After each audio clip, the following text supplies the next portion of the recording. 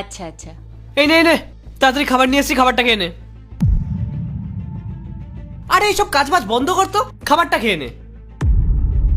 আরে গোপাল, কাজ বন্ধ করলে খাবো কি রে? আরে বাবা, পেটে দুটো না দিলে কাজটা করবিটা কি করে? আর এই যে আপনাদের কি খিদে পায় না? লাঞ্চ টাইম হয়ে গেছে তো, এইসব কাজবাজ বন্ধ করুন তো।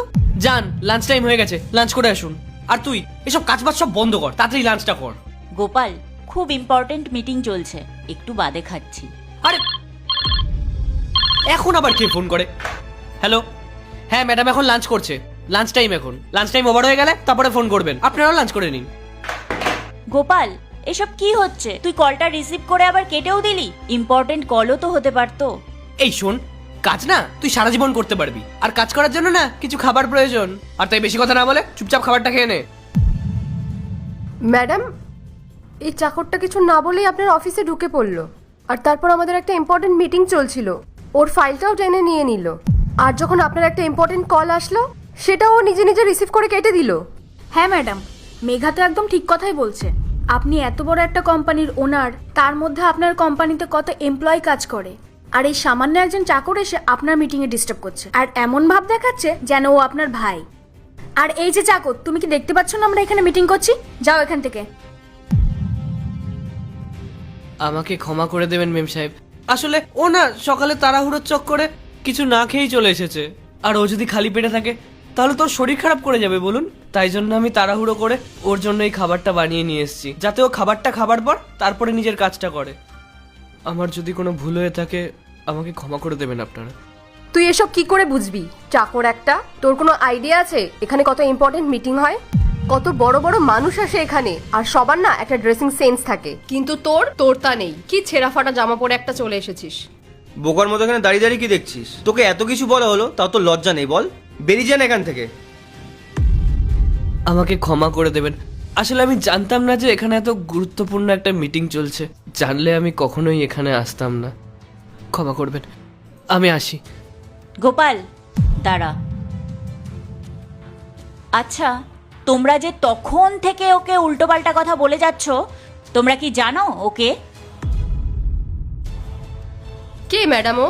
ওর চেহারা দেখেই তো বোঝা যাচ্ছে যে এই কোম্পানির চাকরি হবে। ও আমার ভাই হয়। ম্যাডাম, এটা আপনি কি বলছেন? ও আপনার ভাই? না না ম্যাডাম, এটা কি করে হতে পারে? ম্যাডাম, আপনি এত বড় একটা মাল্টিন্যাশনাল কোম্পানির ওনার, আর আপনার ভাই এরকম ছেঁড়া জামা কাপড় পরে আছে? আর সত্যি বলতে আপনার সাথে ওর কোনো মিলও নেই। ম্যাডাম, ও একদম ঠিক বলছে। আপনার ভাই মানে মানে এই কোম্পানির ফিউচার ওনার। ম্যাডাম, ওর মধ্যে তো কথা বলার সামান্য ক্যাপাবিলিটিও নেই। প্লিজ ম্যাডাম, আমাদের সাথে এরকম মজা করবেন না। আমি তোমাদের সাথে কোনো রকম মজা করছি না, আমি সত্যিই বলছি, ও আমার ভাই হয়। ম্যাডাম, ও যদি সত্যি আপনার ভাই হয় তাহলে তো এটা আপনার রেসপন্সিবিলিটি ছিল যে ওকে কোনো ভালো একটা স্কুলে পড়ানো। ও যদি কোনো ভালো জায়গায় পড়াশোনা করতো তাহলে তো ও একটা শিক্ষা পেত যে কোথায় কেমন আচরণ করতে হয়, কোথায় কেমন ড্রেসিং সেন্স রাখতে হয়। ম্যাডাম, আপনি তো ওকে পড়াশোনা শেখাননি, তাহলে আমরা কি করে মানবো যে ও আপনার সত্যিকারের ভাই? এক সেকেন্ড, আপনারা কি নিজে থেকেই ভেবে নিলেন যে ও আমার ভাই না? আর সব থেকে বড় কথা, ও তো আপনাদের সাথে কোনো খারাপ ব্যবহার করেনি, ও তো শুধু খাওয়ার কথা বলেছিল, এতেই আপনারা ওকে এত কথা শুনিয়ে দিলেন। তারপরেও ও আপনাদের কাছে ক্ষমাও চাইলো। আপনারা কি জানেন ওর ব্যাপারে? আমি বলছি, ওর মা বাবা দুজনেই আমার এখানে কাজ করত, কিন্তু একটা দুর্ঘটনায় ওনারা দুজনেই এই পৃথিবী ছেড়ে চলে যান। তখন থেকেই আমি ওকে নিজের ভাইয়ের মতো করে মানুষ করেছি। আমি মানছি ও আমার রক্তের সম্পর্কের ভাই না, কিন্তু কিছু কিছু সম্পর্ক রক্তের সম্পর্ক দিয়ে বিচার করা যায় না। কিছু সম্পর্ক ভগবান নিজে তৈরি করে দেয়। ওকে আমি পড়ানোর অনেক চেষ্টা করেছি, কিন্তু জানো ও কি বলেছে? ও বলেছে যে ও যদি পড়াশোনা করে বিদেশ চলে যায় তখন আমার খেয়াল কে রাখবে? তুই তো পুরো একা হয়ে যাবি। ও শুধুমাত্র আমাকে, আমার খেয়াল রাখার জন্য এখানে রয়েছে। আর আপনারা জানেন, আমি ঘুম থেকে ওঠার পর থেকে আমার যত রকমের কাজ, আমার খাওয়া থেকে শুরু করে অফিস কখন যাচ্ছি আমি, অফিসে ঠিকমতো লাঞ্চ করছি কিনা, কখন বাড়িতে ফিরবো, সব কিছু ও নিজের হাতে সামলায়। এই জন্যই বলছি, ওই বাড়ির চাকর না, ও আমার ভাই। আপনারা কিছু না জেনে শুনে ওকে অনেক কথা বলে দিয়েছেন, আর আমি চুপচাপ সেগুলো শুনেও নিয়েছি, কারণ আপনারা আমার ক্লায়েন্ট।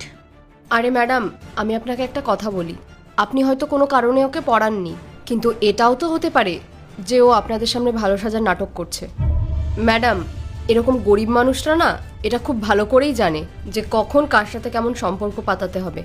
হতেও তো পারে যে ও টাকা পয়সার লোভে এসব করে, আপনারা তো খেয়াল রাখে, আপনাকে কত ভালোবাসে, সিম্প্যাথি পাওয়ার জন্য হতে পারে এসব। চুপ করো, অনেক হয়েছে তোমাদের। অনেকক্ষণ ধরে আমি ফালতু কথা আমার ভাইয়ের নামে শুনে যাচ্ছি, আর আমি একটাও বাজে কথা ওর নামে শুনতে পারবো না।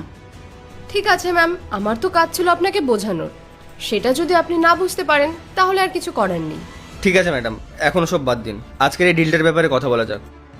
যে ডিলটার জন্য আজকে আমরা সবাই এখানে এসেছি সেটা প্রসিড করা যাক। আপনার কি মনে হয় আমি এই ডিলটা আর সাইন করব? আপনাদের মতো নিচ মেন্টালিটির লোকেদের সাথে নেক্সট টাইম আমি তো আর কোনো কাজই করব না।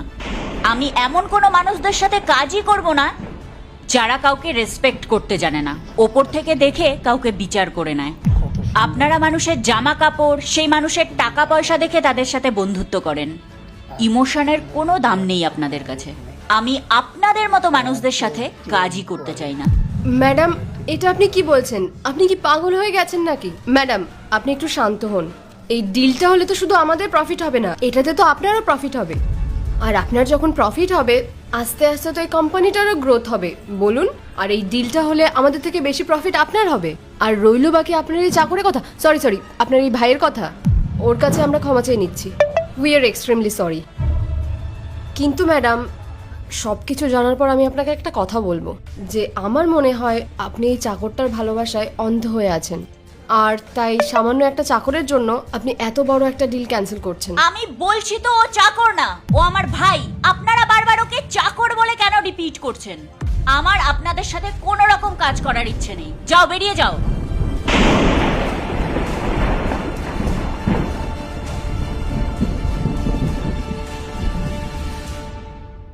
দিদি, এটা তুই কি করলি বলতো? আমার জন্য তোর কত বড় একটা লোকসান হয়ে গেল। আমার আজকে অফিসে আসাই উচিত হয়নি। আমার একবার ভেবে দেখা উচিত ছিল। তুই তো এখানে বসে কত দরকারি কাজ করিস, কত বড় বড় লোকজনদের সঙ্গে মিটিং করিস।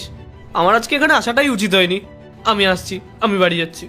গোপাল ভাই, তুই এসব কি কথা বলছিস?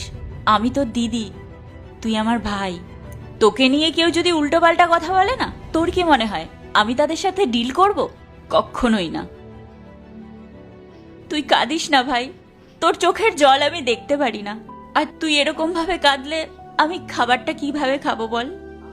আর তুই যদি খুশি খুশি আমাকে খাবারটা খাইয়ে দিস, তাইলেই আমি খাবো, নইলে খাবো না।